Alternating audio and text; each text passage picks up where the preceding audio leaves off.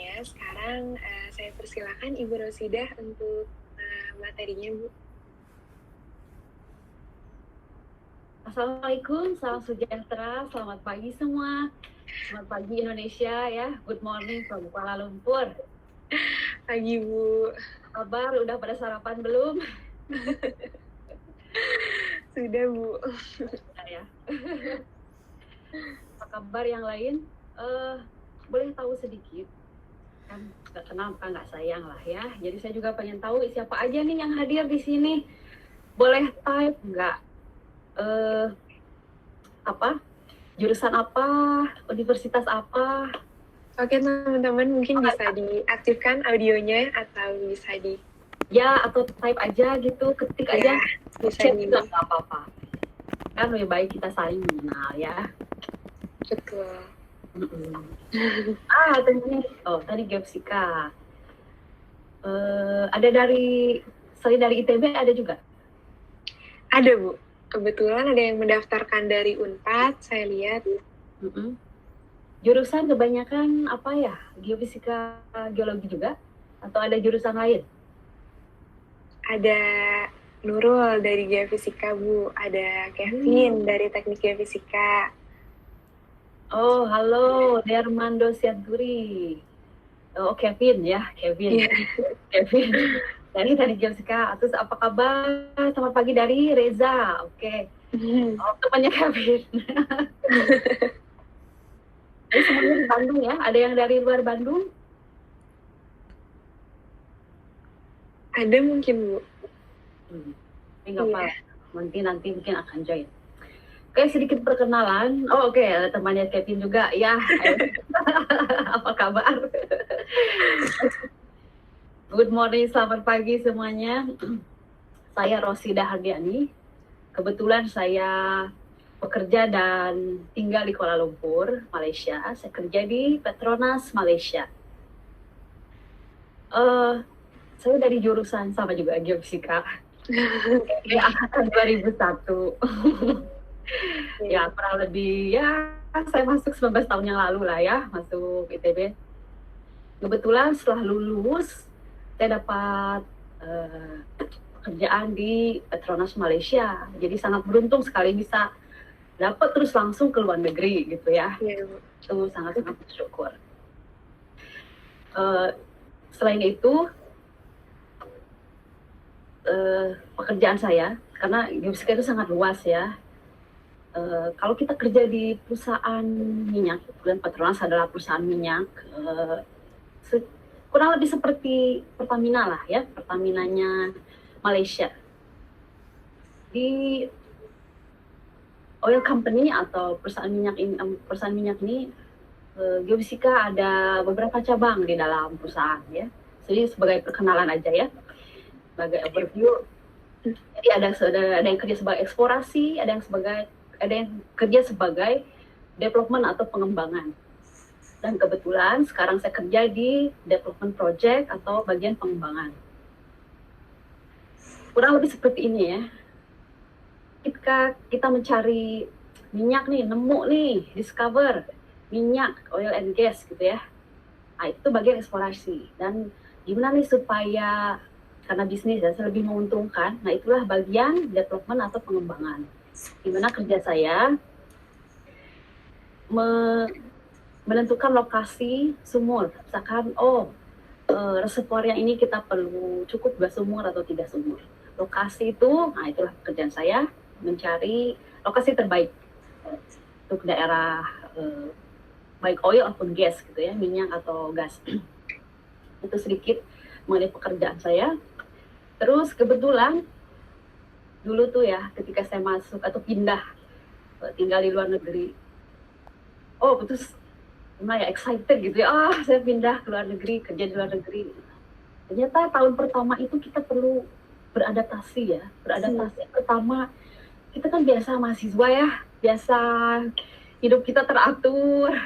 Tiba-tiba masuk ke perusahaan, ternyata ada sistem sendiri. Terus salah satu yang penting itu adalah bagaimana kita berkomunikasi di perusahaan ya, ketika kita bekerja. Dan kebetulan saya tinggal di luar negeri di Petronas ini hari-hari atau bahasa setiap hari yang digunakan adalah bahasa Inggris.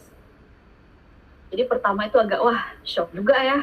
Kita kan tidak terbiasa, kita mengerti tapi kita tidak berbiasa berbicara bahasa Inggris. Nah, kebetulan setelah itu tahun pertama susah juga ya. Sepertinya susah untuk mengungkapkan ide kita atau gagasan kita gitu ya, untuk menyampaikan saya sudah buat ini, saya punya ide ini, karena bahasa Inggris bukan bahasa kita. Nah, itulah pertama kali saya mencari. Kebetulan waktu itu saya punya mentor, ada senior di dalam tim. Dia bilang gini, kebetulan orang Indonesia. Dia bilang, Rosi, sebenarnya kamu kalau kita bicara langsung face to face, kamu itu banyak idenya, tapi gak bisa menjual, istilahnya gak bisa menyampaikan ide ke tim atau ke istilahnya publik lah gitu ya. Nah, sejak itu dia menyuruh saya belajar public speaking. Waktu itu kebetulan di perusahaan tempat saya bekerja ada public speaking club untuk yang eksekutif, maksudnya yang staff gitu ya, untuk anak-anak baru yang baru join perusahaan. Itu kebetulan ada wadah atau perkumpulan kegiatan untuk anak-anak baru. Salah satunya adalah public speaking club. Waktu itu saya join dan ternyata karena kan kita secara demografi yang kerja di Petronas ini nggak hanya orang Indonesia ya, ada orang Malaysia, ada orang dari Turkmenistan, dari Middle East, dan semuanya itu pasti berbahasa Inggris. Nah, ketika saya join tuh pertama shock juga, mereka hebat-hebat ya, gimana bisa lancar seperti itu. Tapi itu tidak menyurutkan semangat saya gitu ya. Udah gitu oke lah, kayaknya saya juga bisa gitu. Karena secara ilmu tuh itu nggak jauh lah, kita belajar hal yang sama ya. Cuman bagaimana cara kita menyampaikan ide-ide kita. Nah, terus ternyata saya passionate di situ gitu ya. Ini merupakan komunitas baru. Dan kebetulan setelah tahun kedua itu saya terpilih jadi presiden public speaking. Nah, setelah itu jadi presiden public speaking, salah satu keuntungan jadi presiden adalah kita harus pidato ya. Setiap acara seperti Ilona kita harus pidato. Jadi mau nggak mau saya menyiapkan gimana pidato bahasa Inggris. Begitu seolah-olah kayak training ya, secara tidak langsung kita berusaha training atau training diri kita sendiri, mempersiapkan harus bicara ini, harus bicara ini. Nah, sudah sekian lama ternyata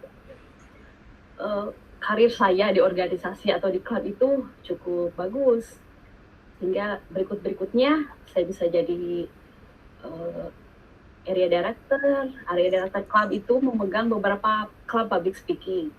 Jadi saya punya kesempatan bertemu klub lain dari Sheraton Hotel, dari oil company yang lain, dari Exxon, hampir semua perusahaan minyak ya, terutama perusahaan oil company ya, ada service company, oil company. Mostly in oil company ada public speaking club. Nah, jadi kalau kalian berminat bekerja, suatu saat diterima, it's a good news. Ada klub yang bisa membantu kita untuk melancarkan public speaking, terutama berkomunikasi ya. Itu sekelumit cerita tentang saya. Dan kemudian saya juga aktif di Petronas Leading Women Network. Itu lebih mewadahi staf-staf Petronas, terutama wanita ya, staf wanita. Karena secara demografi di Petronas hanya 30% saja pekerja wanita. Sisanya memang didominasi oleh laki.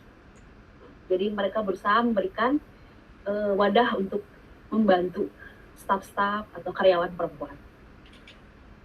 Nah, selain itu, 2 tahun yang lalu saya menjadi organizing chair conference. Itu adalah salah satu pengalaman yang bagus ya. Maksudnya pengalaman yang buat saya gak terlupakan, bagaimana leading a team Leading a team maksudnya karena conference yang dibuat itu dari non-profit organization, jadi panitia itu dari macam-macam backgroundnya. Ada yang mahasiswa, ada yang managing director, ada manager. Nah, komunikasi atau communication skill itu sangat-sangat penting di dalam leadership. Jadi sebenarnya communication skill and leadership skill itu dua hal yang tidak bisa dipisahkan. Jadi kalau kalian berminat mengembangkan kepemimpinan, komunikasi, keterampilan komunikasi itu penting. Oke? Udah ada yang join lagi ya, sedikit-sedikit. Oke. Sekarang kita masuk ke materi. Materi sebentar saya share window.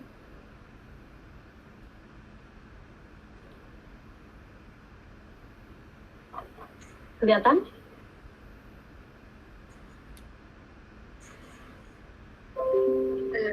Iya Bu, sudah Bu. Kelihatan ya?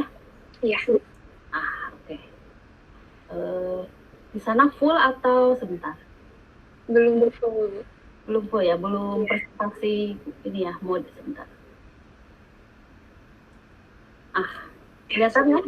Kelihatan Bu. Oke. Jadi pada pagi hari ini saya sedikit berbagi tentang communication skill dan storytelling in the workplace. Jadi keterampilan komunikasi dan kemampuan bercerita di tempat bekerja. Slide-slide ini memang akan dalam bahasa Inggris, tapi saya akan berusaha menjelaskan dengan bahasa Indonesia ya. Oke, hari ini ada 3 hal yang ingin saya share. Pertama tentang communication skills, kedua top 10 communication skill in the workplace. Ketiga baru kita akan sedikit membahas tentang storytelling. Communication skill apa sih sebenarnya communication skill? Dan kenapa sangat penting? Communication skill dalam bahasa Inggris ya, is what enable us to pass information to other people and to understand what it said to us. Intinya, ketika kita memberikan informasi, ide, gagasan kepada orang lain, dan bagaimana kita mengerti apa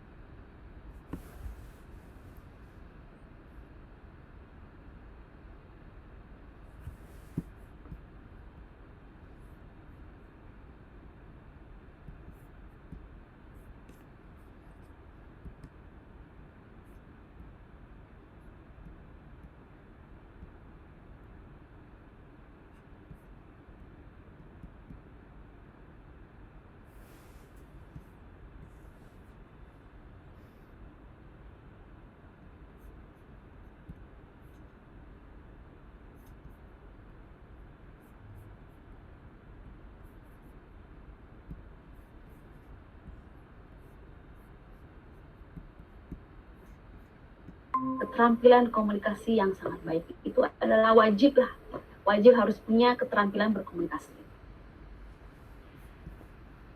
Ada pertanyaan? Halo? Semua Mungkin teman-temannya yang ingin bertanya, ya, tapi semua kedengeran ya, lancar ya? kedengaran, Bu. Oke. Di sini saya akan membagi top 10 communication skill in the workplace. Jadi ada 10 keterampilan berkomunikasi yang sangat-sangat esensial, sangat mendasar ketika kita bekerja. Apa itu? Pertama adalah listening skill, itu mendengarkan. Kemampuan kita mendengarkan apa yang orang lain katakan. Kenapa penting? Karena di tempat kita bekerja, ada atasan kita atau bos kita, ada team member, rekan kerja, dan kita harus bisa mendengarkan apa ide atau gagasan mereka. Atau apa yang atasan atau bos kita tugaskan. Nah, untuk bagaimana caranya mendapatkan atau menjadi pendengar yang baik. Menjadi pendengar yang baik ini adalah kita harus fokus dengan apa yang orang lain katakan. Ketika orang lain sedang bicara, kita harus fokus ya. Walaupun kadang kan kita ada di situ tapi pikiran kemana-mana. Nah, kita harus fokus, kita harus mendengarkan dengan baik. Dan kedua, kita harus konfirmasi, bertanya, misalkan, oh ini maksudnya ini apa? Oh ini apa? Ini yang Bapak tugaskan atau saya harus buat ini ya, misalkan gitu. Atau oh saya harus delivery depth maps, misalkan kalau saya sendiri interpretasi ya, oh saya harus buat maps berapa banyak. Nah, itu percakapan itu, dalam percakapan itu seni mendengarkan sangat penting. Kedua adalah friendliness. Friendliness ini seperti ramah-tamah lah ya. Kita harus ramah. Karena ketika kita bekerja di kantor itu adalah sebuah komunitas. Ada rekan kerja, ada bos, ada rekan kerja di departemen lain, ada kadang IT support yang membantu akan memperbaiki software atau PC. Nah, dengan kita punya friendliness atau ramah ya terhadap orang, itu akan membuat kita bisa berinteraksi dengan lain lebih baik. Contohnya aja gitu ya, biasa di kantor, kita datang, semua orang tuh akan, hi good morning atau selamat pagi. Nah, itu saja. Itu bisa membuat kita mempunyai hubungan yang lebih baik dengan rekan kerja atau orang-orang di kantor. Nomor 3 adalah open-minded. Open-mind itu open mind ya, kita terbuka dengan ide-ide orang lain, gagasan orang lain, pendapat orang lain. Karena kita bekerja di perusahaan itu atau di kantor itu dalam sebuah tim. Dan satu tim itu, seperti contohnya saya ya, reservoir geophysicist. Satu tim itu ada reservoir engineer, ada geomodeler, ada petrophysicist, dan mereka kadang-kadang kita berdiskusi atau sharing idea. Misalkan project ini, ini datanya seperti ini, baiknya mungkin metode ini. Nah, ketika kita exchange the idea, kita harus punya open-mindedness. Kita harus membuka pikiran kita, terbuka dengan ide-ide. Oh, karena manfaat dari open mind ini, kita bisa mendapatkan ide baru atau malah istilahnya mempoles ide yang sudah kita punya. Kadang kan orang kasih feedback, oh kamu metode itu lebih baik, tambahinlah metode ini. Nah, dengan open mind ini, dengan sikap seperti ini, kita akan selain mendapatkan ide-ide baru, juga sinergi dengan tim akan terasa lebih baik. Nomor 3 adalah clarity and concision. Nomor 4 ya, clarity and concision. Maksudnya kita harus jelas dan ringkas. Jangan sampai Ketika kita meeting, kita tuh muter-muter, bertele-tele, ini maksudnya apa?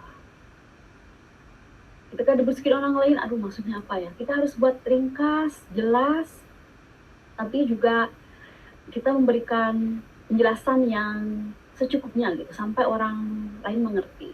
Karena kadang kita seperti GNG ya, GNG itu maksudnya Geophysicist and Geologist.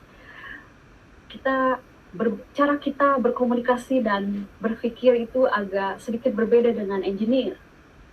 Bagaimana kita berkomunikasi dengan reservoir engineer atau drilling engineer supaya mereka paham, oh maksudnya ini loh. Bagaimana kita menjelaskan secara simple dan jelas. Nomor 5 adalah respect. Ketika kita bekerja di dalam suatu tim, kita harus saling menghormati. Kadang, terutama ya kalau misalkan satu tim itu orangnya macam-macam, misalkan nggak hanya di daerah, oh ini dari daerah mana, tapi kadang, oh ini dari different nationalities, bukan oh dari negara ini, negara itu. Mungkin cara bicaranya agak gimana ya, agak aneh atau kita harus saling menghargai, harus saling menghormati. Dan itu sangat penting sekali karena ketika kita saling menghormati dan menghargai, karena kadang kita tidak tahu, misalkan kita kerjain proyek kayak ini, tahunnya 2 tahun yang akan kemudian kita ketemu lagi dengan orang itu. Karena kita punya hubungan yang baik, oh dia pasti ingat kita saling menghargai. Akan lebih mudah lagi untuk bekerja sama dengan orang tersebut. Terus yang nomor 6 adalah confidence. Confidence itu harus percaya diri. Ketika kita menyampaikan ide, gagasan, atau hasil yang kita peroleh untuk meyakinkan orang lain, kita harus percaya diri. Percaya diri itu kita harus percaya diri dengan apa yang kita percayai, dan follow through. Maksudnya believe and follow through. Believe, percaya, tapi juga follow through. Follow through itu maksudnya kita akan melaksanakan atau melakukan hal tersebut. Dan dengan confidence, kita akan lebih punya kredibilitas ya. Itu sangat penting ketika orang melihat, bagus idenya, atau that's good method. Orang akan lebih percaya. Dari confidence itu akan timbul trust. Dan ketika orang percaya dengan kita, itu akan enak sekali kerjasama dengan orang atau dengan orang tersebut. Itu akan lebih, kadang ya dalam satu proyek yang kita kerja itu banyak masalah di kantor, mungkin masalah data atau mungkin operational issue. Dan ketika kita punya trust atau kepercayaan, itu akan mudah sekali bekerja sama dengan orang lain. Selanjutnya adalah picking the right medium. So, dalam communication skill, picking the right medium, maksudnya medium komunikasi. Medium di sini adalah media komunikasi. Apakah secara verbal atau secara tertulis, contohnya mau kirim email, menelpon, atau ketemu langsung. So far ya, yang paling efektif adalah jika kita berdiskusi secara langsung. Kadang dalam email tuh kita kurang interaktif, tapi ada hal-hal atau situasi tertentu email itu lebih baik. Contohnya ketika kita mau meng-email bos atau bos yang lebih tinggi lagi, kita tahu mereka sangat sibuk. Nah, mediasi atau media email, menulis email atau mengirim email itu ada satu cara yang lebih efektif. Dan kadang telepon atau menelpon. Contohnya sekarang kan working from home ya. Kebanyakan orang lebih banyak meeting yang dilakukan secara digital. Kadang ada tetap langsung, ada yang memang hanya audio saja. Itu kategori by phone lah ya. Dan itu pun salah satu media yang sangat efektif, terutama kalau kita berdiskusi secara teknis hal-hal teknis, misalkan konsep geologi, kenapa dari geologis mereka pengennya ini konsepnya, misalkan reservoirnya seperti ini, deposition environment seperti ini. Nah, itu tuh harus dalam media either on the phone atau berdiskusi secara langsung. Dan berikutnya non-verbal communication. Apa sih non-verbal communication? Ini adalah kalau dalam bahasa Inggris ya body language, maksudnya bahasa tubuh. Jika kita bertemu orang lain ya secara face to face, kita akan melihat orang tersebut kan, eye contact atau melihat matanya atau saling melihat gitu ya, misalkan ketika bicara kita memandang orang tersebut, oke. Nah, kadang signal-signal dari bahasa tubuh ini ya, selain kontak mata, cara bicara, nada bicara, itu tuh sangat penting sekali. Contohnya ya ketika saya bilang, selamat pagi, atau selamat pagi, beda kan nadanya. Kita bisa melihat, orang ini sincere ya, orang ini jujur ya, orang ini sepertinya kayak kurang meyakinkan. Ketika kita mengerti bagaimana non-verbal communication ini, kita bisa menyampaikan ide-ide kita dengan lebih meyakinkan. Yang terakhir adalah empathy. Empathy adalah menempatkan diri kita pada posisi orang lain, atau pada perasaan orang lain, atau pada sudut pandang orang lain. Kenapa ini penting di dunia kerja ya? Soalnya ketika kita berdiskusi, itu banyak sekali diskusi yang contohnya berdebat gitu ya, kita punya ide yang berbeda, kita punya pandangan yang beda, konsep beda. Geologi pengennya begini, tapi seismik data sepertinya tidak seperti itu. Nah, untuk menyambungkan diskusi atau komunikasi biar lancar, kita harus punya empati. Jadi, sudut pandangnya, oke, saya dengarkan dulu lah. Pandangan kamu seperti apa? Begini, konsep geologinya seperti ini. Oke. Jadi kita pun akan lebih terbuka, lebih daripada debat kusir, lebih kita mendengarkan. Mungkin punya ide yang bagus. Nah, kita lihat seismik, bisa juga ya. Itu contoh-contoh seperti itu. Itu sangat penting di dunia kerja. Jadi adalah top 10 communication skill in the workplace. Berikutnya adalah, ada satu lagi, feedback. Feedback ini seperti umpan balik ya, seperti memberikan tanggapan gitu, memberikan respons feedback ini. Ketika kita sudah bekerja, misalkan ada proyek 6 bulan, semuanya lancar, sukses. Jadi jangan lupa untuk kasih apresiasi kepada tim kita atau rekan kerja kita. It's a good job, or thank you, you did well, misalkan seperti itu. Dan ada satu hal yang sangat penting, feedback ini, karena setiap tahun itu ada annual performance review. Dan setiap tahun itu seperti review performance kita ya setiap tahun. Nah, feedback ini adalah contohnya dari bos kita. Dia akan mengevaluasi hasil kerja kita. Kamu sudah bekerja secara baik tahun ini, tapi yang ini mungkin bisa diimprove. Nah, itu adalah feedback. Dan kita juga, kalau kita punya misalkan anak buah atau tim, kita pun akan memberikan feedback juga kepada tim member kita. Nah, itu salah satu contoh ya, feedback di tempat kerja. Bahkan di tempat kerja saya, ada feedback tuh ada formnya ya, ada form, ada satu kayak sertifikat. Jadi kalau kita betul-betul mau ngasih feedback, misalkan, it's a good result because he did this project successfully by doing this. Itu memang ada formatnya. Karena untuk saling untuk menciptakan sebuah budaya, saling recognize atau acknowledge atau appreciate rekan kerja ataupun team member. Misalkan ya, kalau dari atasan misalkan ke anak buah, atau kadang dari tim yang ini ke departemen tim yang lain, kita saling ngasih apresiasi. Oke, next. Ini udah 10 ya.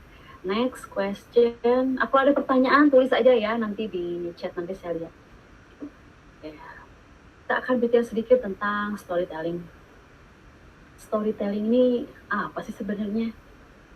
Sebenarnya storytelling itu seolah-olah kita bercerita ya. Dan kenapa ini sangat penting? Ada yang tahu atau yang pernah dengar cerita Sangkuriang? Atau pernah ya? Tahu kan? Hikayat, dongeng, bawang merah, bawang putih misalkan. Nah, itu adalah salah satu jenis traditional storytelling sepertinya. Seni bercerita yang secara tradisional. Nah, kenapa itu penting? Karena dari zaman dulu orang-orang itu suka bercerita dan suka mendengarkan cerita. Dan kenapa itu penting? My next slide. Why? Why it's important? Because people love to hear and tell stories. Orang tuh senang banget kalau dengar, oh ada cerita nih. Oh, senang juga bercerita. Gitu. Kenapa? Karena itu lebih menarik ya. Kita bisa membayangkan sesuatu yang abstrak menjadi seolah-olah nyata di pikiran kita.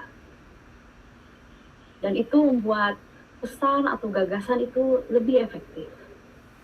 Dan kenapa ya dari cerita tradisional itu apa sih pengaruhnya ke dunia kerja? Karena most of public speaker atau presenter akan menggunakan teknik storytelling ini untuk attract listener attention. Itu agar audiensnya tertarik, agar audiensnya menyimak, agar orang-orang mendengar, oh respon seperti itu. Jadi orang akan menaruh perhatian lebih dari apa yang sedang kita ceritakan atau apa yang sedang kita sampaikan. Dan kedua adalah untuk emphasize or illustrate a point. Contohnya, kita ada sebuah ilustrasi ya. Misalkan di kantor, saya punya reservoir karbonat. Reservoir tipe karbonat itu apa? Batu gamping ya. Karbonat reservoir. Gimana sih? Apa hubungannya menceritakan storytelling dengan karbonat reservoir?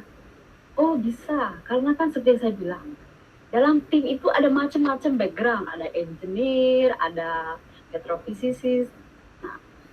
Mereka bukan JNG, bukan geophysics geology. Jadi ketika kita punya konsep, oh ini reservoir karbonat dengan tipe jenis seperti ini, dengan bentuk seperti ini, dan di umur pada umur sekian, terus kenapa dia terbentuk, dan kemudian karena kondisinya bertumbuh atau deficient environment-nya itu terbentuk di special condition, porosity-nya akan naik. Nah, petrofisis akan paham. Oh, porosity-nya akan kurang. Petrofisis akan paham. Oh, mungkin ini pressure-nya akan naik. Nah, reservoir engineer akan mengerti cerita kita. Jadi kita bercerita, gitu ya, sesuatu yang sangat teknikal, tapi kita bisa mengemasnya dalam sebuah cerita atau alur atau flow, orang akan mengerti dan merasa connect gitu ya. Oh, saya nyambung nih. Itu, dan in the end itu semua membuat komunikasi atau apa yang kita coba katakan lebih efektif. That's why. Then second, what is the objective? Objektif dari storytelling ini apa? Jadi ketika kita meng-create suatu storytelling, kita harus tahu apa tujuannya. Nah, dalam research ya yang ditulis oleh Harvard Business Review, dia ada 7 storytelling catalog. Dia ada 7 objektif. Nah, namun di sini saya akan kasih dua contoh, 2 katalog, karena itu sangat relevan, sangat applicable dengan kita maupun dengan rekan-rekan mahasiswa. Nomor pertama adalah communicating who you are. Siapa sih kamu atau siapa sih saya? Ini sangat penting karena untuk memberikan ide, contohnya ya, mungkin saya kasih contoh dulu. Communicating who you are, ini contohnya apa ya? Contohnya seperti interview pekerjaan atau interview beasiswa. Ada satu pertanyaan yang selalu ada, yaitu tell me about yourself. Coba ceritakan kamu itu seperti apa. Karena ya, dari semua kandidat, semua contohnya ada 20 kandidat, semuanya IPK 3,5.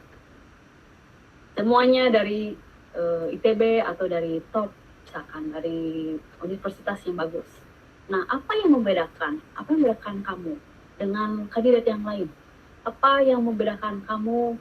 Apa yang membuat kamu menjadi kandidat terbaik? Itu adalah tell me about yourself. Cerita tentang diri kamu sendiri. Gimana sih caranya untuk menceritakan diri kita? Nah, contohnya ya, kita kan mungkin contohnya adik-adik atau rekan-rekan mahasiswa udah umur berapa ya? 20 tahun. Wah, 20 tahun banyak cerita. Nah, untuk mencari cerita terbaik dari diri kita, untuk menampilkan sisi terbaik dari kita harus bertanya. Contohnya adalah, apa 3 karakter terbaik yang kamu miliki? Misalkan, saya dengar yang baik, atau saya aktif, atau saya independen, saya sangat mandiri. Nah, setelah kita punya beberapa ide tentang diri kita, nah kita harus mengeksplor apa cerita yang menarik. Nah, untuk communicating who you are, kita harus punya cerita yang menginspirasi untuk, contohnya ya, your strength and your vulnerable stories. Contohnya, dulu saya pernah gagal ikut olimpiade matematika misalkan gitu. Tapi setelah itu saya bangkit dan akhirnya saya bisa keterima di ITB. Cari cerita-cerita dari pengalaman hidup kalian yang tujuannya adalah mensupport karakter tersebut untuk membuktikan, karakter saya mandiri. Buktinya apa? Buktinya cerita itu. Ambil salah satu contoh pengalaman hidup yang punya value yang mensupport karakter tersebut. Dan misalkan kadang nggak hanya success story ya, kadang hal-hal yang misalkan trauma atau dulu pernah sakit, tapi akhirnya itu cerita itu awal dan akhir. Jadi ada suatu flow gitu. Nanti slide berikutnya saya akan kasih contoh. Dan yang kedua, jenis yang kedua adalah sharing knowledge. Sharing knowledge ini kita berbagi knowledge lah, berbagi, maybe sharing lesson learn. Contohnya di kantor ya. Ini sangat-sangat penting. Most of the time memang akan buat ini, sharing knowledge atau lesson learn. Bahasa ini adalah lesson learn atau success story, seperti itu. Contohnya kita punya project pekerjaan. Kita sudah mendrill well, kan ya. Satu itu penuh drama lah, operational issue lah, inilah, atau sampai losses, atau mungkin banyak operational issue yang gak sukses. Tapi yang dua itu sukses, karena yang pertama gak sukses ya. Oh, kita jadi lihat dulu datanya kenapa ya kita yang ini nggak bisa dibor ya. Kita lihat dulu, oh mungkin trajektorinya harus kita perbaiki, atau trajektorinya kita side track, pindahin ke sini. Nah, dan ketika kita berhasil nomor 2, misalkan side track sumur nomor 2 berhasil, dan project itu berhasil. Nah, sharing knowledge adalah ketika kita berbagi cerita dengan orang lain, apa yang pernah project kita alamin, dari misalkan ada problem sampai akhirnya kita ada solusi. Nah, sharing knowledge itu ada dua yang penting, problem and solution. Nah, once you got those things, kita bisa apply dengan sharing knowledge. Rasanya kalau yang ini mungkin kalian juga bisa aplikasi ya, soalnya seperti tugas akhir. Nah, itu kan tugas kayak topik tertentu ya. Itu kan ada problematic, method, terus result. Nah, itu adalah part of sharing knowledge. Dan gimana caranya agar lebih menarik? Kita harus buat seolah menjadi sebuah cerita. Jadi, oh dulu masalahnya seperti ini, terus ini yang sudah kita buat untuk memecahkan masalah tersebut. Ini ada solusinya, ada metode 1, 2, 3, dan ini adalah resultnya. Itu adalah contoh the two objective of from storytelling catalogs. Dia ada banyak, tapi yang ini lebih applicable untuk rekan mahasiswa. Now, bagaimana ya? Bagaimana sih caranya membuat presentasi lebih menarik dengan gaya storytelling? Pertama, kita harus punya general outline. General outline, dan sebuah presentasi apapun, baik itu gaya storytelling atau mungkin gaya yang different approach, selalu ada outline. Pertama adalah opening, body, and conclusion. Setiap kita presentasi selalu ada, oh ini opening, pembukaan. Ini adalah main body. Dalam main body ini, pertama opening ya. Opening itu nggak hanya hai nama saya, itu biasa. Kita harus membuat sesuatu yang lebih menarik. Misalkan kita bisa mulai dengan sebuah pertanyaan. Apakah kalian tahu kalau metode ini bisa menjadi solusi untuk masalah ini? Apakah kalian tahu? Dengan pertanyaan, agar menarik ya, agar menarik perhatian para pendengar. Intinya itu saja. Either dengan sebuah pertanyaan, atau ngasih statement, quotes, misalkan ya, quote yang menarik. Jadi ketika kita berbicara, orang itu langsung langsung ngasih perhatian, langsung menyimak gitu. Nah, body ini dalam suatu presentasi atau speech, kita ada inti dari poin-poin yang ingin kita ungkapkan ya, yang ingin kita katakan. There's rules. There's a interesting rule in this delivering the body of the speech ya. Adalah rules ini disebut rules of 3. Jadi maknanya 3. Angka 3 ini betul-betul angka ajaib. Karena kita punya banyak ide. Sebutkan 3. Sebutkan ide terbaik, atau poin terbaik, atau cerita, atau karakter terbaik. 3 aja, sebut aja 3. Jadi kalau kita, ini banyak idenya nih, udahlah, mana sih 3 yang paling bagus, 3 yang paling menarik. Itu adalah rules of 3. Di dalam presentation itu sangat menarik kalau kita bisa simplify dalam 3 hal aja. Conclusion ini is a summary. Sometimes call and action. Apa sih message atau pesan yang ingin disampaikan kepada audiens. Inti dari presentasi kita ini, nah di conclusion lah kita re-emphasize poin-poin yang sudah kita jelaskan di main body. Nah, ini adalah general speech outline, general presentasi, outline presentasi.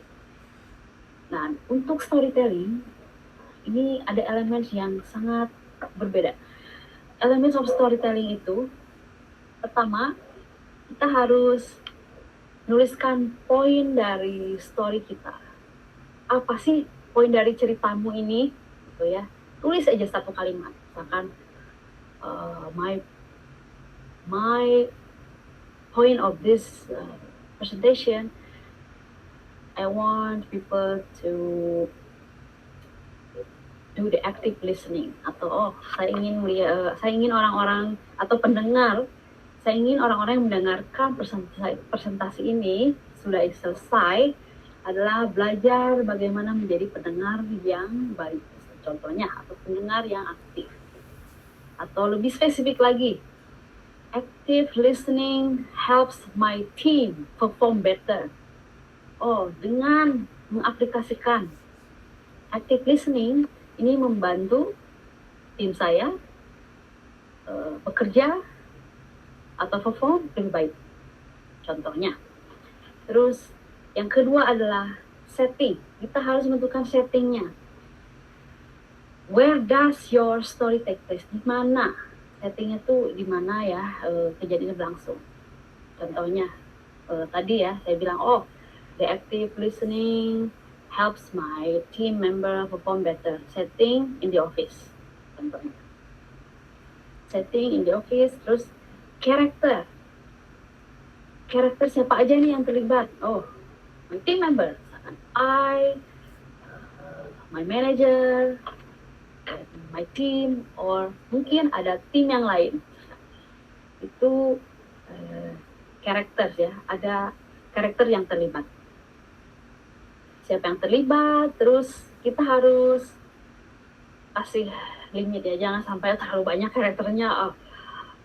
Pendengar pun ini terlalu banyak, ini nggak jadi pusing. Sebut aja 2 atau 3 karakter.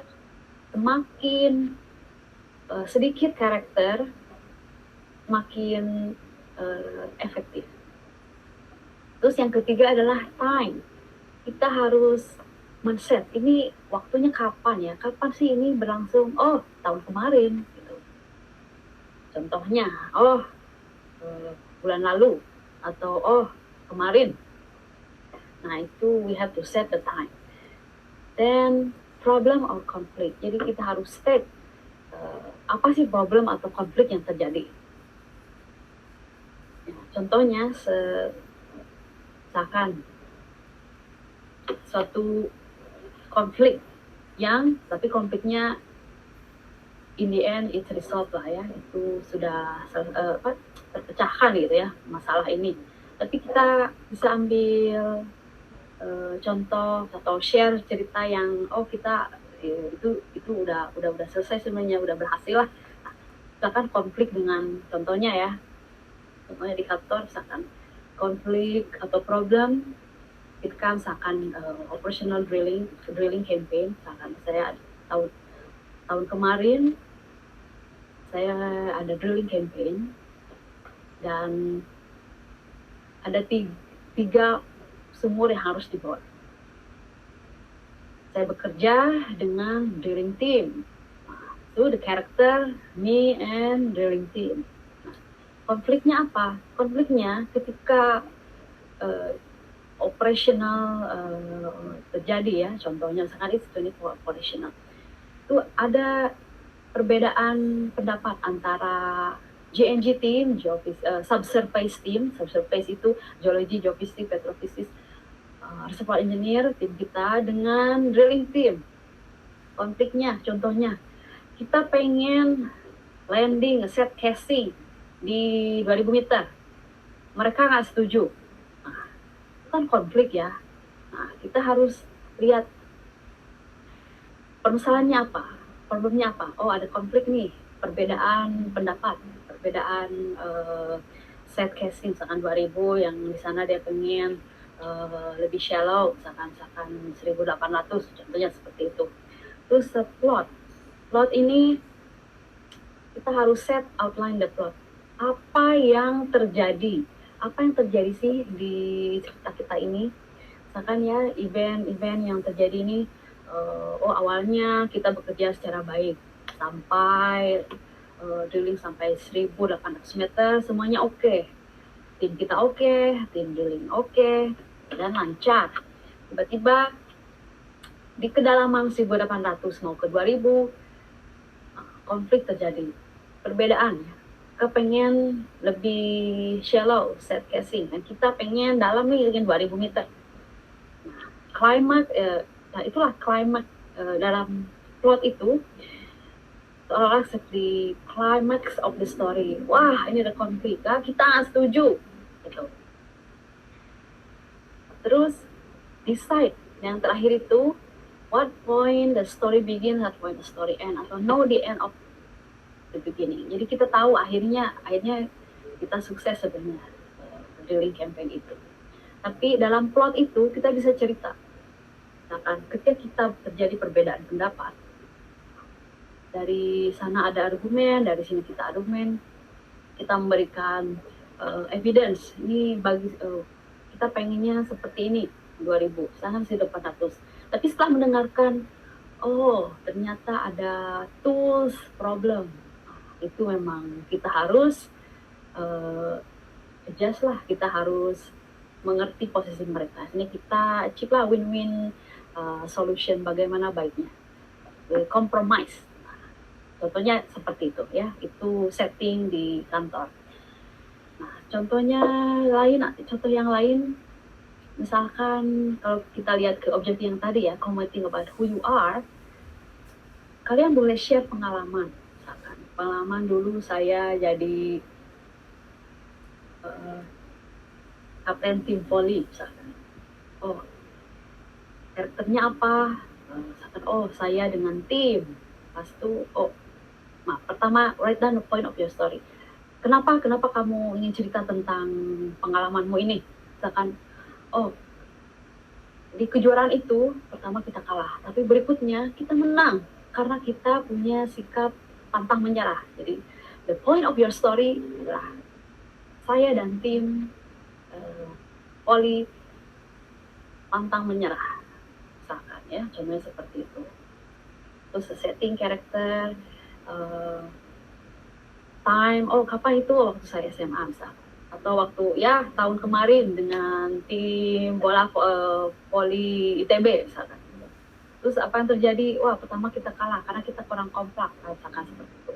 Terus akhirnya kita semua berlatih sampai di semifinal kita bisa menang. Contohnya seperti itu. Jadi cerita ini kan karena ingin menunjukkan sikap kamu yang pantang menyerah kan. Nah, ketika kita share dengan, tell me about yourself.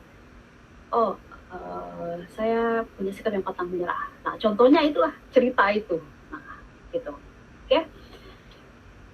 Lastly, kita harus practice. Kita harus latihan. Karena communication skill ini adalah sesuatu yang kita perlukan ya sepanjang hidup lah. Kita memang harus berkomunikasi dengan manusia kan. Nah, dan sebagai mahasiswa ya, kita harus mulai melatih diri kita. Contohnya essential communication skill itulah tadi, bagaimana kita menjadi pendengar yang baik, bagaimana kita menghormati orang lain, perbedaan pendapat, terus bagaimana cara kita berkomunikasi dengan dosen misalkan. Wah, ini terpaksa harus WhatsApp, tapi kata-katanya itu beda ya, nggak seperti ke teman misalkan seperti itu. Dan satu hal lagi, start to create your own story. Kita harus mencoba mengenali diri kita. Siapa kita, karakter apa yang terbaik dari yang kita miliki, terus buatlah cerita pengalaman yang kalian punya. Terakhir, ini ada quotes yang bagus dari Maya Angelou ya. People will forget what you said, people will forget what you did, but people will never forget how you made them feel. Jadi intinya dalam komunikasi, presentasi, storytelling, orang-orang yang mendengar bisa lupa. Apa sih yang kamu katakan itu lupa. Tapi mereka ingat perasaan apa ketika mendengarkan ceritamu. Ya, itu saja dari saya. Terima kasih. Ada pertanyaan? Baik, terima kasih Ibu atas materinya. Sangat memberikan motivasi tentunya untuk kami semua dalam berkomunikasi dengan baik. Teman-teman yang ingin bertanya, boleh untuk tuliskan namanya di kolom chat. Sambil menunggu. Tahu dong kalian ini bagaimana, apa yang kalian pelajari? Paham nggak? Coba ketik di chat. Apa paham atau apa yang kalian dapat selama beberapa menit tersebut? Oke, mungkin teman-teman bisa untuk memberikan feedback di kolom chatnya. What did you learn? Atau mungkin juga ada pertanyaan, ya bisa inilah ditulis di chat atau unmute ya. Coba kalian buka kamera, saya pengen lihat juga kalian. Oke, teman-teman mungkin bisa diaktifkan videonya. Di sini seolah saya berbicara dengan screen aja gitu.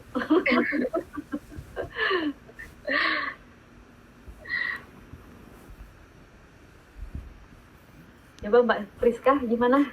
Oke Bu, mungkin saya akan bertanya ya Bu ya. Ya. Sebentar.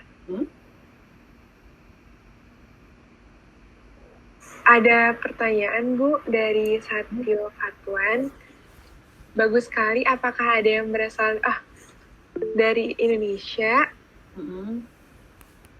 Maksudnya ide apa ya? Ini semua ide ini kan berasal dari Barat.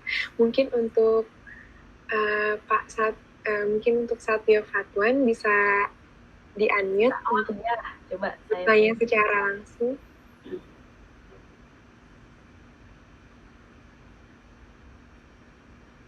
Halo? Satyo yang mana ya? Halo? Ada nggak orangnya? Untuk Pak Satyo Fatwan bisa di-unmute, Pak? Nggak apa-apa.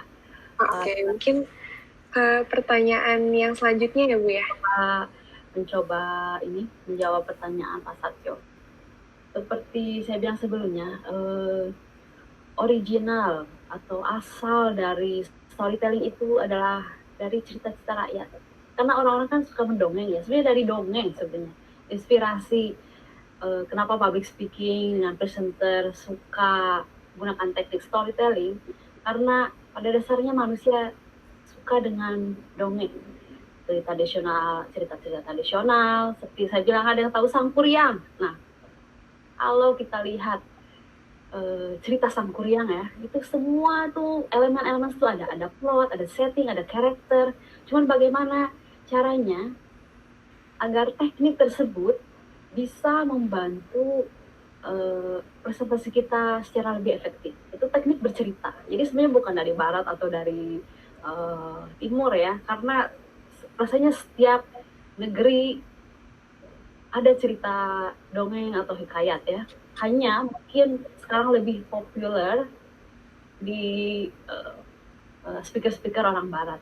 Seperti kan banyak ya speaker atau presenter yang cukup terkenal dan which is didominasi oleh orang barat.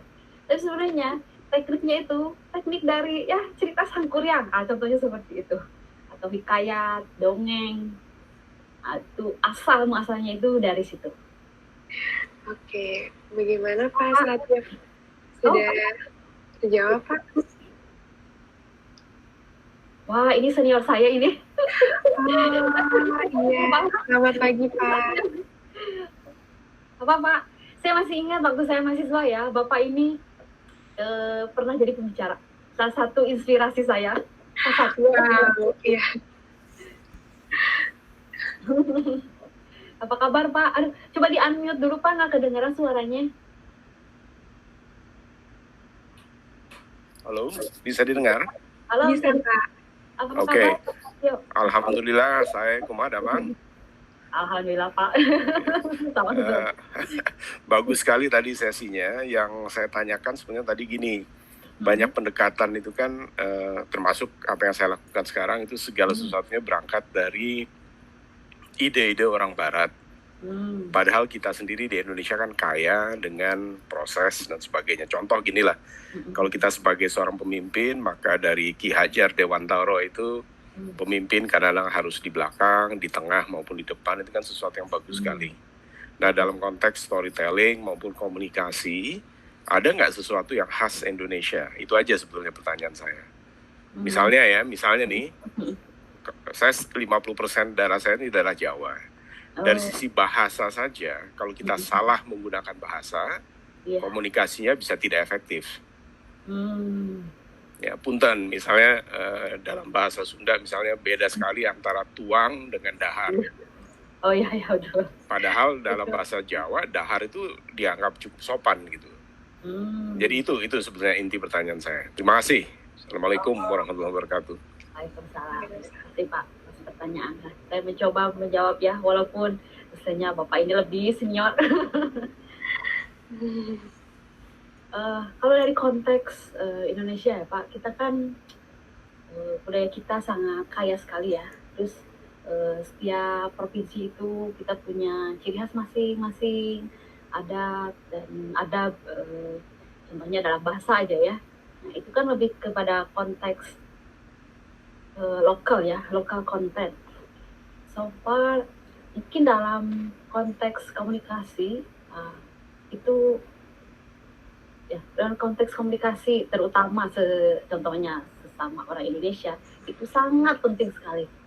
Tapi sejauh ini saya belum melihat ada public speaker atau presenter yang betul-betul mengintegrasikan nilai-nilai lokal. Tapi itu sangat-sangat idenya memang sangat-sangat brilian sekali, sangat penting sekali. Terutama konteks sebenarnya itu adalah konteks setting of the audience. Siapa audiens kita? Nah, karena yang saya coba jelaskan sekarang atau hari ini adalah bagaimana create the content of the speech, of the storytelling. Saya belum bicara tentang how to deliver atau how kontaknya dengan audiens kita. Nah, itu tuh ada bahasan yang harusnya lebih spesifik lagi ya, bagaimana kita menggali siapa sih audiens kita, berapa umurnya, kadang pekerjaannya apa, atau background ethnicity, itu penting. Nah itu rasanya itu bagian itu yang sangat yang tidak saya betul-betul bahas di hari ini. Terima kasih, luar biasa, cakep. Jadi sesinya harus nambah ya. Kita nunggu. Terima kasih. Terima kasih banyak. Iya, sudah terjawab ya Bu. Bagaimana kita lanjut ke yang selanjutnya dari Richard Tanuha. Dari Richard ingin bertanya, apakah elemen storytelling ini mirip dengan alur cerita? Kemudian kira-kira yang membedakan storytelling cerita sama storytelling dalam dunia pekerjaan apa ya Bu? Atau hanya fansnya saja?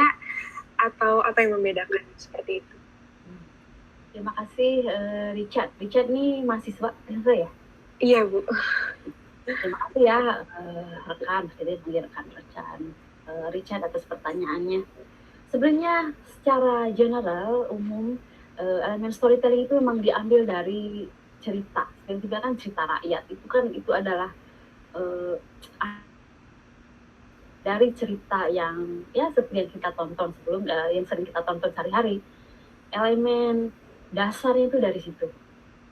Nah, kenapa apa yang bisa membedakan storytelling dengan pekerjaan ya? Tentu saja konteks. Jadi contohnya ketika tadi saya cerita ada plot, ada state problem atau konflik. Nah, di dalam dunia pekerjaan sebenarnya sharing knowledge itu lebih berhubungan ke situ ya, lebih cocok. Kan saya bilang tadi sebenarnya ada 7 katalog storytelling dari Harvard Business Review untuk aplikasi di dalam dunia pekerjaan atau dalam bisnis.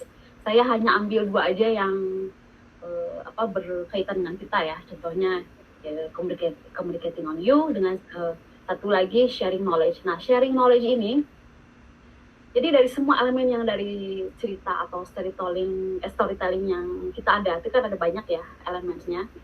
Nah, untuk sharing knowledge itu dia lebih menekankan pada problem dengan konflik. Kan problem kita apa? Dia lebih menekankan problem dengan solution lah. Nah, itu salah satu contohnya. Jadi kadang dari semua elemen itu nggak semuanya kita bisa aplikasikan, tapi sesuai konteks. Misalkan di kantor, oh ini lebih ke problem solution. Nah, kita ambillah bagaimana alurnya itu, kita ada problem, kita ada solution, tapi ada cerita gitu. Jadi nggak hanya, oh ini problemnya ini, hasilnya ini. Lah, di tengah-tengahnya gimana ya ceritanya? Nah, itu yang menarik, kadang prosesnya itu. Nah, itu semoga itu menjawab. Baik, terima kasih Ibu atas jawabannya. Richard, apakah sudah terjawab? Ya. Baik, kita ke pertanyaannya selanjutnya ya Bu. Dari Syahtri Mulyani, silakan untuk di-unmute. Assalamualaikum dan selamat pagi. Perkenalkan, nama saya Syahtri Mulyani. Saya mahasiswi geofisika dari Universitas Hasanuddin. Pertanyaan saya ini Bu tidak terlalu spesifik berkaitan sama materi yang Ibu sampaikan hari ini, tapi berkaitan dengan background Ibu sebagai lulusan geofisika. Pertanyaan saya itu, apa sih hal-hal yang Ibu ingin sampaikan ke diri Ibu yang dulu masih statusnya berkuliah di program studi geofisika? Terus pertanyaan yang kedua, apakah Ibu memiliki nasihat untuk seorang mahasiswa semester 3 yang merasa bahwa geofisika itu bukan bidangnya dan merasa salah jurusan? Seperti itu. Sekian dan terima kasih, Bu. Terima kasih, Syahtri Mulyani dari Universitas Hasanuddin ya? Itu di Sulawesi bukan? Ya. Oke, pertanyaan yang pertama, apa yang ingin saya katakan kalau misalkan saya bertemu saya yang misalkan umur 20 tahun gitu ya, waktu saya mahasiswa, apa yang sih yang saya katakan pada diri saya? Pertama itu, jangan berhenti belajar. Intinya itu. Karena banyak hal yang sebenarnya kita tidak tahu ya. Karena dengan banyak belajar, kita akan lebih punya wawasan yang lebih luas, lebih bagus, dan lebih confidence. Kayaknya dulu saya merasa ada saat satu saya kurang pede gitu ya. Itu yang ingin saya katakan. Kamu kalau misalkan saya ketemu lagi, Rosli, kamu 20 tahun, kamu harus lebih pede. Nah, itu yang saya katakan pada diri saya 20 tahun yang lalu. Nah, terus apa yang bisa saya sarankan ya untuk para mahasiswa, kalau menurut pengalaman pribadi ya, mahasiswa Indonesia terutama ya,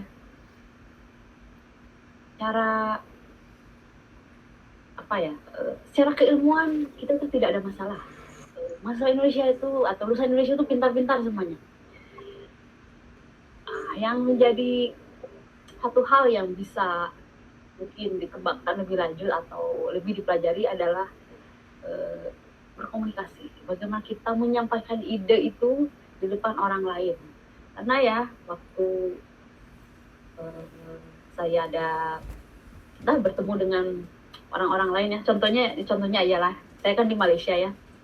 Itu ada orang India, orang Melayu, orang ras Cina misalkan gitu ya. Somehow gitu ya, orang-orang India itu memang jago ngomong lah, pokoknya ngomong aja, setiap ada kesempatan pasti mereka berbicara gitu. Kadang ada kontennya, kadang nggak ada kontennya, tapi yang saya salut itu keberanian untuk berbicara di depan umum. Itu yang saya lihat, keren banget ya. Sebenarnya kita tuh agak kadang, kalau kita tuh tipenya pemikir, kita mikir dulu ini ngomong apa ya tuh, nyambung nggak ya, kadang itu hal-hal seperti itu. Jadi kita harus sedikit mencoba berani menyampaikan pendapat, menyampaikan ide atau gagasan. Atau kadang coba aja bertanya. Nah, itu tuh penting sekali. Nah, itu saran saya kepada mahasiswa. Baik, untuk Syatri Mulyani apakah sudah terjawab? Ya, sudah terjawab. Terima kasih, Ibu. Ya, sama-sama. Baik, kita ke pertanyaan yang selanjutnya ya Bu, dari Toby Joseph. Mungkin bisa di-unmute. Ya, Iya, selamat pagi Bu. Pagi. Selamat siang. Ya, udah biar. Ini mau bertanya Bu, mungkin lebih ke arah bagaimana sih cara berkomunikasi mungkin dengan adanya perbedaan generasi, mungkin dengan anak-anak muda yang sekarang berkomunikasi di kantor dengan orang-orang yang lebih senior, yang lebih tua, atau bagaimana dengan Ibu sendiri yang udah lebih senior berkomunikasi dengan anak-anak muda. Apa kendalanya dan kira-kira apa sih perubahan atau yang bisa kita lihat untuk berkomunikasi dengan baik. Mungkin abis itu pertanyaan yang kedua, bagaimana sih perbedaan komunikasi dengan adanya dunia digital saat ini yang Ibu rasakan, mungkin dengan adanya surat elektronik atau dengan adanya sosial media, apakah itu bisa membantu Ibu untuk berkomunikasi lebih baik? Terima kasih. Mbak Desa dulu.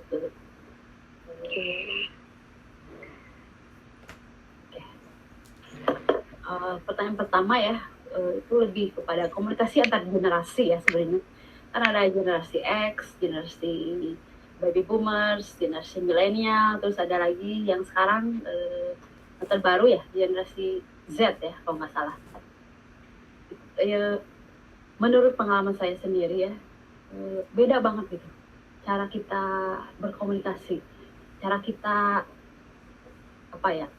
approach gitu ya.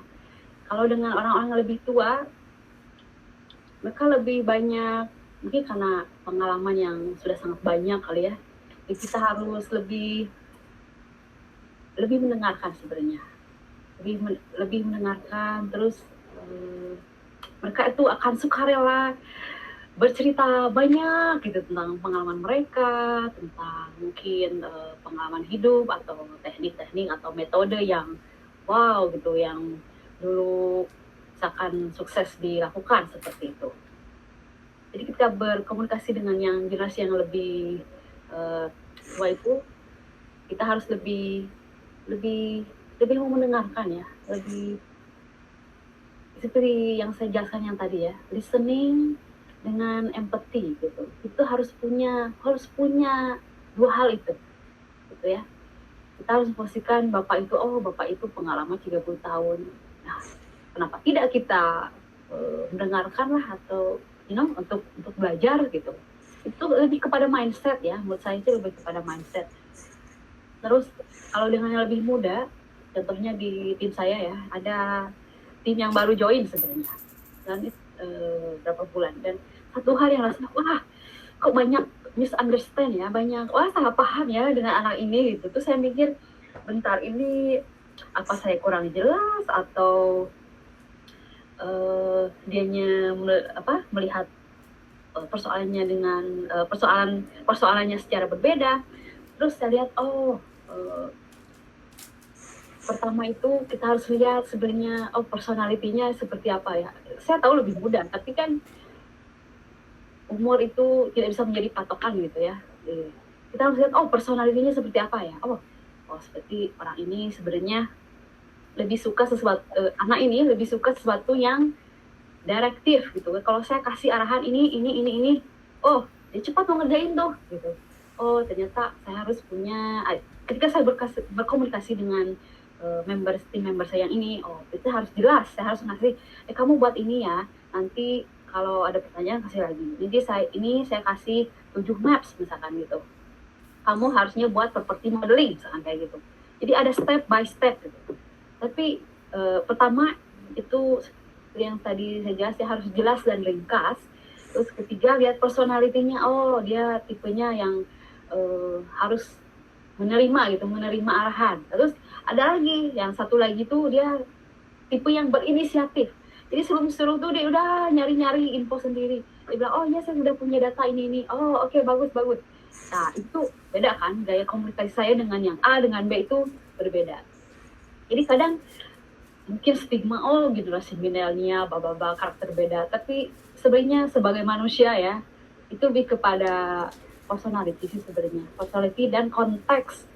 Oh, anak ini sukanya seperti ini, anak ini tipenya seperti ini, cara belajarnya seperti ini.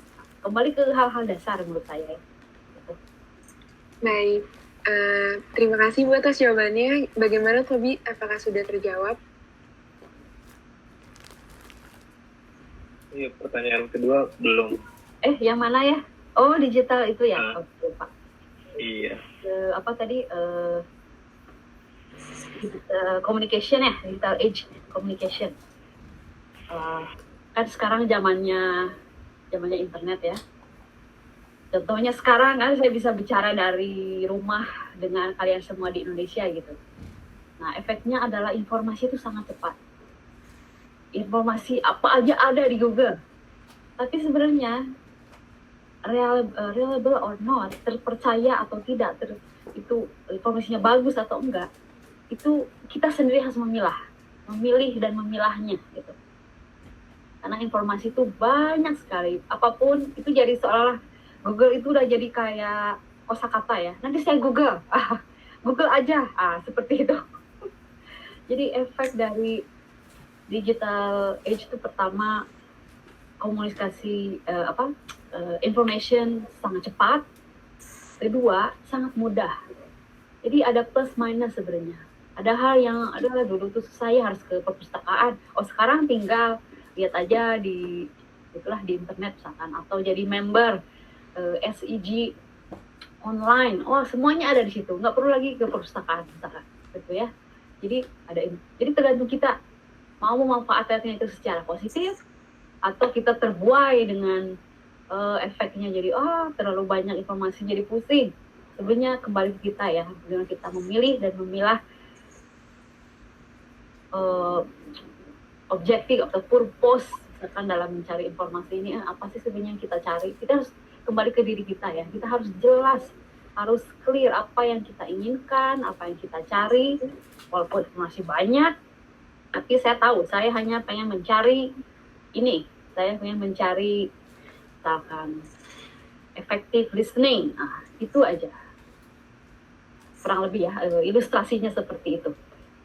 Baik. Bagaimana, Tob?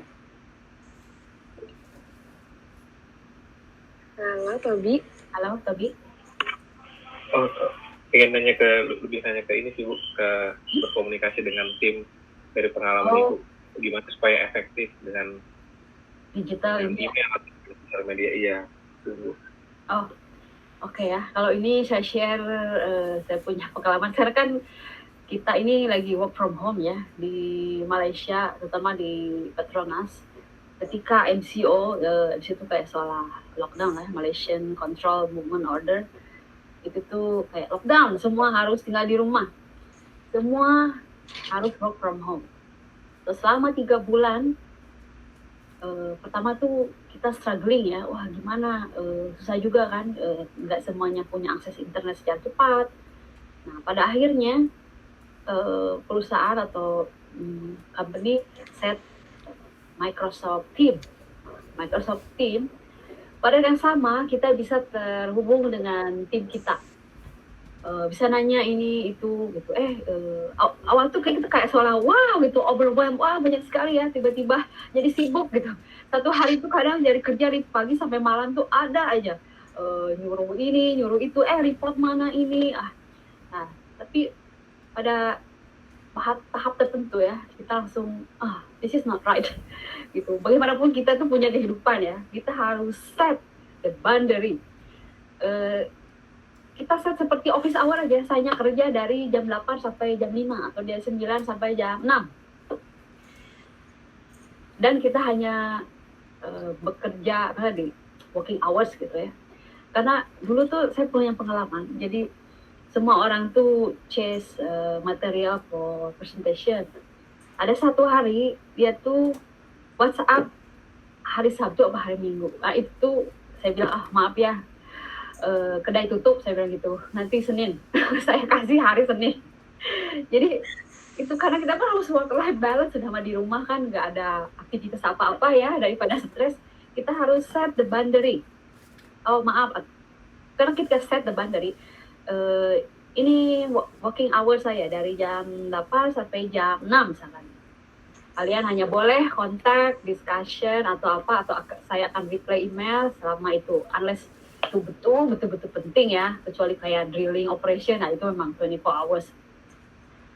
Nah, di saat yang sama saya set boundary juga dengan social network lah, dengan teman atau dengan kadang dengan orang tua. Saya bilang, oh saya lagi kerja nanti ya, nanti sore lah atau malam nanti saya telepon misalkan kayak gitu. Jadi kembali ya, hal yang penting sekali to set the boundary lah. Terus polisi yang terbaru ya di Petronas itu, exploration work from home sampai 31 Desember. Itu satu divisi, semua nggak peduli. Semua harus kerja di rumah, ada orang langsung bawa laptop atau PC-nya dari kantor bawa ke rumah. Nah, divisi saya lain karena kan dari development project itu masih shift gitu. 2 minggu kerja di rumah, 1 minggu kerja di kantor. Nah, minggu kemarin itu adalah pertama kalinya saya ketemu tim saya setelah 4 bulan nggak ketemu. Dan bedanya ya ketika kita berinteraksi secara langsung itu discussion atau misalkan sharing information, data tuh lebih cepat. Nah kan dia duduk sebelah saya, itu tolong ya modelingnya itu ada nggak, atau misalnya itu ada problemnya, itu terucap aja gitu. Jadi kalau di rumah tuh saya ketik dulu, hai apa, itu plus dan minusnya tuh itu digital work from home lah, itu yang dialamin sekarang.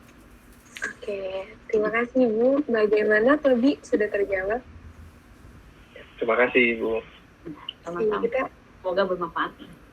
Kita ke pertanyaan yang selanjutnya ya Bu, dari Ilana Jocelyn, mungkin bisa di-unmute Tuan. Oh iya, makasih Bu tadi atas pemaparannya. Aku sebenarnya pengen nanya lebih ke arah yang storytelling. Kalau misalnya kan kalau misalnya storytelling itu biasa harus teratur juga gitu ya, maksudnya one by one, dan kayak maksudnya bahasannya itu teratur gitu. Nah kadang tuh masih susah gitu, ada nggak sih Bu tips and trick biar kayak misalnya jelas dan teratur untuk kita menjelaskan kepada orang-orang gitu kalau misalnya presentasi ataupun ya berkomunikasi gitu. Kasih Bu. Maksudnya untuk lebih terstruktur gitu ya? Iya terstruktur. Ya. Kalau yang ini tipsnya kalau dari saya ya, ketika kita mau presentasi ini, kita harus bertanya pada diri kita, tujuan atau general purpose presentation ini apa ya?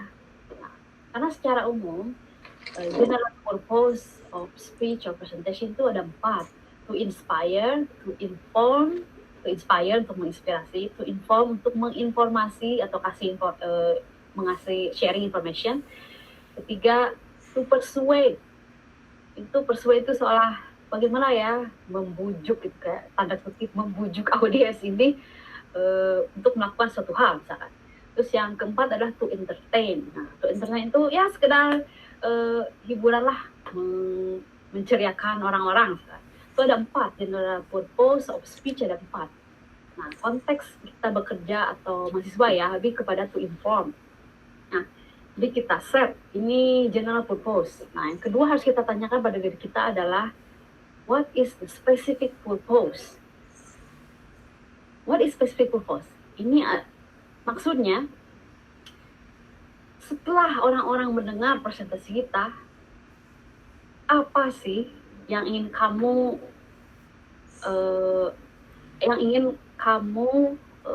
audiens buat gitu. Misalkan para pendengar itu kamu ingin apa gitu, ingin buat apa? Contohnya general purpose, saya sharing bagaimana mendesain rumah ya. Specific purpose, ketika orang-orang mendengarkan presentasi saya, pada akhir dari presentasi itu orang-orang akan tahu bagaimana meng-hire kontraktor misalkan, atau bagaimana mendesain rumah secara murah. Itu adalah specific purpose. Jadi itu penting ketika kita punya ide atau presentasi ya. Pertama itu apa sih tujuan utamanya, general purpose, secara umum tujuan umumnya apa, kedua tujuan spesifiknya apa. Kita udah dapat, oh tujuan spesifiknya ini, nah barulah cerita itu mengalir gitu. Karena kita udah tahu, kita pengen nih orang-orang itu abis ini bisa ngerjain ini, atau abis ini orang-orang bisa memperbaiki sepeda. Ah, itu spesifik purpose, itu penting sekali sebelum membuat rangka opening, body, and conclusion. Specific purpose itu tuh to get to the point. Nah, tujuannya itu to get to the point. Ya. Baik, terima kasih Bu. Bagaimana untuk jawabannya? Apakah sudah terjawab?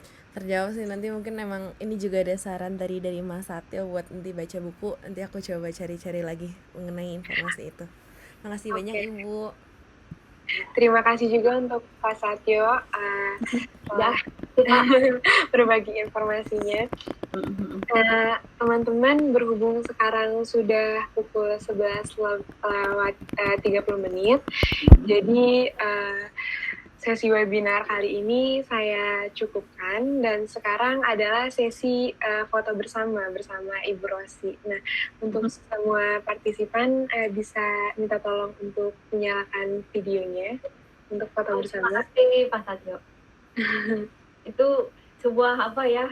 Karena dulu kan waktu saya jadi mahasiswa, Pak Satyo tuh seperti saya, dia berbicara gitu. Ya sekarang akhirnya saya dream come true. Baik, teman-teman bisa diaktifkan videonya. Ya, saya hitung sampai 3 ya, dalam posisi yang terbaik. Sorry pakai t-shirt ya, tapi ada ITB-nya. Iya Pak, tidak apa-apa. Iya, 1, 2, 3. Sekali lagi mungkin. 1, 2, 3. Iya, terima kasih Ibu Rosi telah memberikan informasi dan materi yang sangat bermanfaat untuk kita semua, bisa melatih kita untuk berkomunikasi lebih baik. Terima kasih juga untuk semua partisipan yang telah hadir. Untuk informasi lebih lengkapnya, kalian bisa follow Instagram SIG ITBSC untuk menemukan berbagai event-event yang menarik selanjutnya. Ya, terima kasih untuk Ibu Rosi, terima kasih untuk Satyo, dan